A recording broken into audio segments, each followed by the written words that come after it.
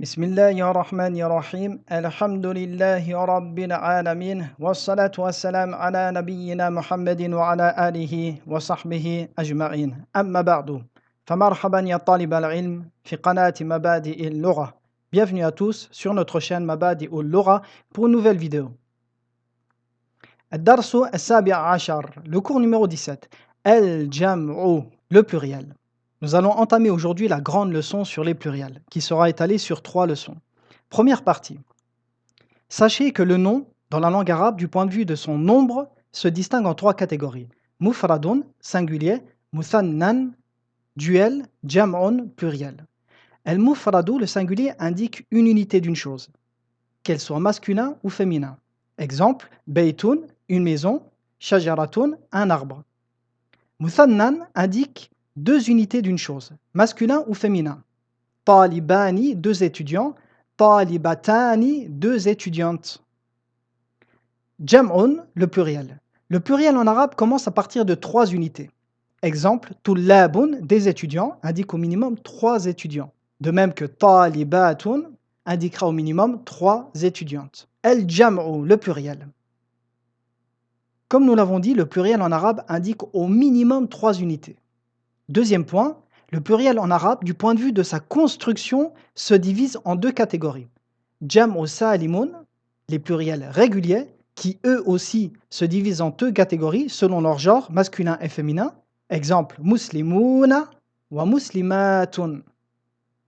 Et les pluriels irréguliers, jam'u taksirin. Exemple, kutubun, masajidu, hujjajun.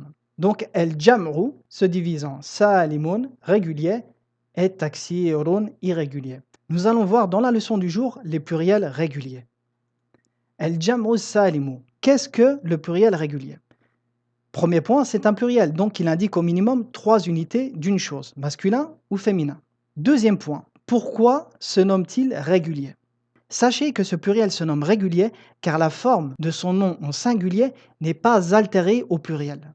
Cela veut dire que toutes les lettres et les harakats présentes dans le nom au singulier seront également présentes de la même manière au pluriel. Nous nous contenterons seulement de rajouter à la fin du mot au singulier 2 lettres qui le transformeront en pluriel. Regardez. Muslimun, muslimun est un nom masculin singulier. Son pluriel est muslimuna. Regardez la construction du nom au singulier. Mim avec une damma, sin avec un soukoun, lam avec une kasra. Comparons cette construction avec le pluriel. Mim avec une damma, sin avec un soukoun, lam avec une kasra. Nous avons seulement rajouté à la fin du nom un waw et un noun. De même que pour le féminin. Muslimatun ici est un nom féminin singulier. Regardez sa construction. Mim avec une damma, sin avec un soukoun, lam avec une kasra, mim avec une fatha. Comparons-le avec son pluriel, mim avec une damma, sin avec un soukoun, lam avec une kasra, mim avec une fatha. Nous avons seulement rajouté à la fin un alif et un ta. C'est pour cette raison que ces pluriels s'appellent réguliers. Réguliers pourquoi?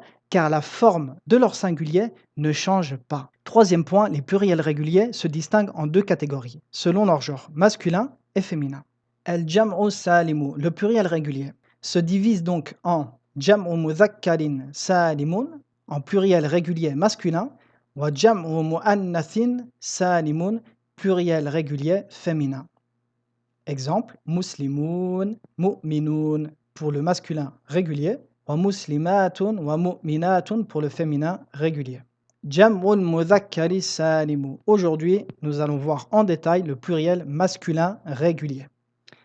Jam'ul mudhakkari salimu, le pluriel régulier masculin. Qu'est-ce que le pluriel régulier masculin? Le pluriel régulier masculin est tout pluriel qui indique au minimum 3 choses de genre masculin doué de raison. Vous comprenez par doué de raison que nous n'employons pas ce type de pluriel pour des choses dépourvues de raison. En aucun cas vous emploierez ce pluriel pour baytun ou tariqun ou shari'un et ainsi de suite. Deuxième point, ce pluriel se construit en ajoutant à la fin de son singulier 2 lettres, un waw et un noun ou un ya et un noun.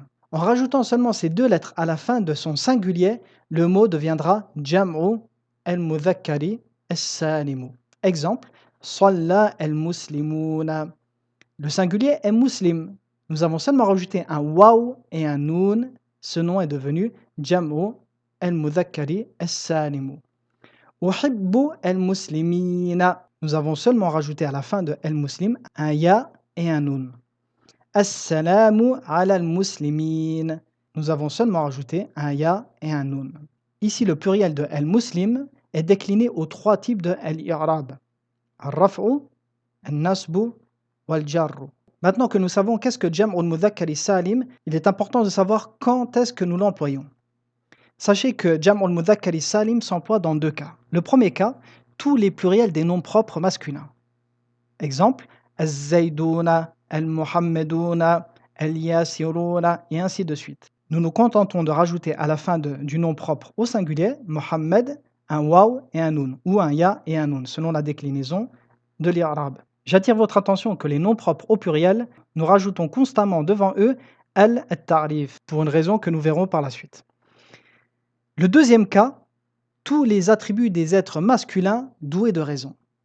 Exemple, al-muslimuna, al-tayyibuna, al-khashi'una, al-hafiduna. Troisième point, i'rabu jam'il mudhakkari salim. Quel est l'irab de ce pluriel?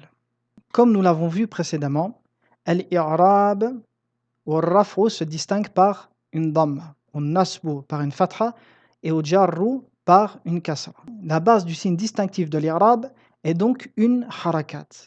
Sachez alors que dans certains cas, le signe distinctif de l'irab sera une harf, sera une lettre. Parmi ces cas, Jam'u al-Mudhakkari as-Salimu.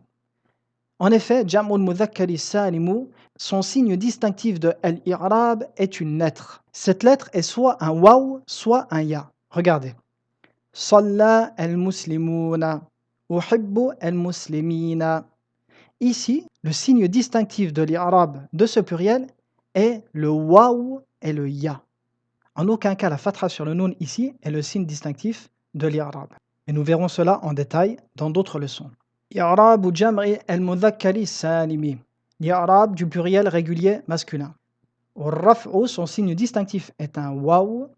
Au nasbu et au jarru, dans les deux cas, son signe distinctif est un ya. Rassurez-vous, nous verrons tout cela plus en détail dans les prochaines leçons. Mithalun, exemple. Al-muslimuna fil masjidi. Al-muslimun ici est mubtada.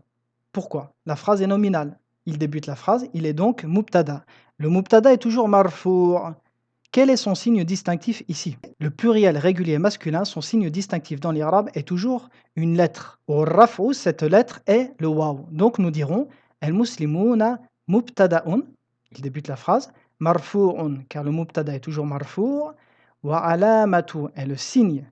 Alamatu raf'ihi, le signe distinctif de son raf'a est le waw, el-waw. Mubtada'un, marfu'un, wa alamatu raf'ihi el-waw. Aflaha el-mu'minun. Aflaha est un verbe. La phrase est donc verbale. Le verbe a toujours besoin d'un fa'ilun, d'un sujet. Le sujet vient toujours après le verbe. Donc, el-mu'minun ici est le sujet. El-fa'ilu, le sujet est toujours marfou', comme nous l'avons vu précédemment. Donc nous dirons el-mu'minuna fa'ilun marfu'un wa alamatu raf'ihi el-wawu. Tanbihun, attention. Le noun que vous voyez à la fin du pluriel du jam'u al-mudhakkari salim ne change jamais de harakat.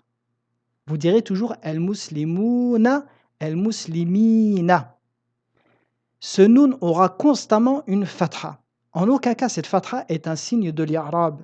L'irab, comme nous l'avons vu, est le ya ou le wa qui précède ce noun. Ce noun a pour seule fonction de remplacer le tanwin qui est la base des noms, excepté ceux qui dérogent à la règle tels que le mamnour min as-sarfi. Exercice. ضع في الأماكن الخالية فيما يلي ضميرا مناسبا للمتكلم أنا ونحن. Écrit dans les cases vides le pronom qu'il convient, ana ou nahnu. Donc ici, attention aux règles, d'accord? Muslim singulier, ana muslimun. Muslimatun pluriel, nahnu muslimatun. Tullabun pluriel, nahnu tullabun, et ainsi de suite. ضع خبرا مناسبا في الجمل الآتية. Écrit un khabar qui convient dans les phrases suivantes. At-tullabu est au pluriel. Donc, pensez à utiliser ici un pluriel régulier masculin. At-tullabu mujtahidun, ar-rijalu jalisun, asdiqa'u zaydin la'ibun, abna'u yasirin قائمون المسلمون مفلحون حول الكلمات الآتية إلى جمع. Transforme les noms suivants en pluriel. Tous ces noms sont singuliers masculins. Transformez-les en jam'i al-mudhakkari al-salim. Muslimun, muslimun. صادق صادقون مجتهد مجتهدون حافظ حافظون ذاكر ذاكرون et ainsi de suite. Et voici le cours d'aujourd'hui qui s'achève. Je vous dis à très bientôt pour la deuxième partie du cours sur les pluriels. Wa sallallahu ala nabiyyina Muhammadin wa ala alihi wa sahbihi ajma'in.